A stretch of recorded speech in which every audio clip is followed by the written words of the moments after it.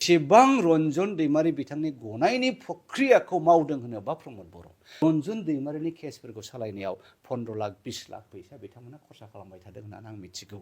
दा गोदानै बानायजानाय दिनै अपेनिं जाबाय आरो मानगोनां प्राइम मिनिस्टार नरेन्द्र मदि बिथाङा अपेनिं खालामना थांबाय। नोंथांमोना जुदि फैनो होनना सानबाय थादोंब्ला 1 खालारनि सिगाङाव दा फै, मानोना गारि सोनो होथ'वाखै।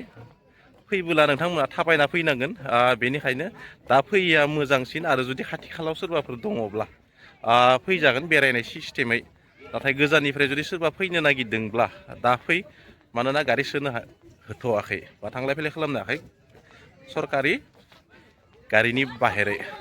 गासै बिनि गोलावा 1.2 किल'मिटार नर्थ गुवाहाटी आरो गुवाहाटी बै मोननै जायगाखौ कानेक्ट खालामदों। आरो आगोलो बेथिं सराइघाटथिं गिदिंनानै गोबां जायगा थांनांगौमोन। बेखौ अपेनिं खालामनाय लोगो लोगो जायफोरा थाङोमोन बेथिं बिथांमोननिया एसे सुंसिगोन लामाया। आर'नाइ लानायखौ नुब्ला गासैबो गिदिं नायो। बर'नि कालचार लानानै जे भिडिअ बानायदों आरो गिदिं गोबाङानो नायो। जियानो जादोला मानो नोंथांमोना भिडिअखौ नायलांबानो जाबाय। सोर मा बुंखौ राजनितिनि बिथिङाव दान्थे बिदान्थे नोंथांमोननि गेजेराव दिन्थिलांनो नाजागोन। 19आवनो लास्ट नङा होमबा एसेमब्लिया? 19आव लास्ट ओइदिनखालिनो नायदो जोंनि एमएलएफोरा मा होननो स्टार्ट खालामगोन। जुदि एलायन्सआ मोजां थायोबा, जों लुबैनाय बायदि, जों हास्थायनाय बायदि जायोब्ला बे थाबाया, नङाबा जों गोसो खुसि रायजो राजाखौ लानानै जोङो एनडि एलायन्सनिफ्राय ओंखारनानै एबाराव बिसायख'थिखौ फेरफाथिगोन आरो। दा हाग्रामानि माखासे मावनायफ्रा भबिष्यतनि नङा। बिथाङा इमिडियेट कन्टेक्सखौ नायदों। एबार इलेक्सनाव जेरैखि देरहानांगोन। नों होननायखौ नुवाखै होनबा नोङो आपनो एसटि लागायना ना लागे फाग्ला बेबायदि होनजाबाय। बे सावा खेला बुस्थु नामा नोङो? एसटिया नोङो बे खादायाव लानानै जासिलाबायजायो नामा? बैग्रि गोमोन फिथाइ गथ'फोरनो जासिनाय, लारु हुरु मुला जासिनाय बायदि। दा बिथांनि माखासे मावनायफ्रा खालि नैबे इलेक्सनाव बोरै देरहागोन, आदिबासिनि भटखौ बोरै मोनगोन, राजबंसिनि भटखौ बोरै मोनगोन, मुस्लिमनि भटखौ थगाय थसि माबाना बोरै मोनगोन, बिदि नङा। जोङो जोंनि रिभलुसनारि दावहारु लिडारफोरखौ जों एसे हेभि वाइट गोनां जाजानो लुबैदों।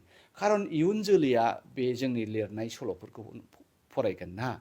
इयुन जोलैया जासाय खालामगोन ना जे हाग्रामाया सासे ओरैबायदिमोन, प्रमदआ सासे ओरैबायदिमोन। दा बिथांमोनहा आं ओरै जाथारनांगौ, आं हरै जाथारनांगौ, बेफोरबायदि गाब्रायलायनाय नाजानायनिफ्राय जालदाब जुलदाब गानानै आं मोजाङै मावनो हानोसै। बिनि उनावहाय इयुन जोलैया, लाइमोनफ्रा माबायदि मावथोंसै।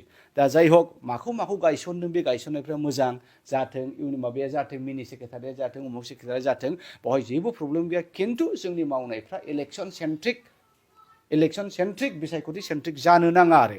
जेलनिफ्राय बख'नानै लाबोनो हादों। नों नाय खोनासं। रन्जन दैमारिया 2009 डिसेम्बरनि 2009आव बिथांखौ बांलादेशि राइफला डिटेन खालामदों। बेनिफ्राय एप्रिलनि 30 तारिख 2010आव इन्डिया गभर्नमेन्टनो हेन्ड अभार खालामदों। होमबा 2010निफ्राय 2020सिम सोरनि गभर्नमेन्टमोन? हाग्रामा महिलारि सारनिनो गभर्नमेन्टमोन। बे 10 बोसोराव मा गराय गांसो हाया बेलाय? दिनैसो हगारनो माबा खिफिदेरदों। दा रायजो राजायाथ' जाम्बा नङाना। एफा गोबाव रन्जन दैमारि बिथाङा जेलाव थाबाय, बै समाव हगारनायनि जेबो लाहार फाहार गैया।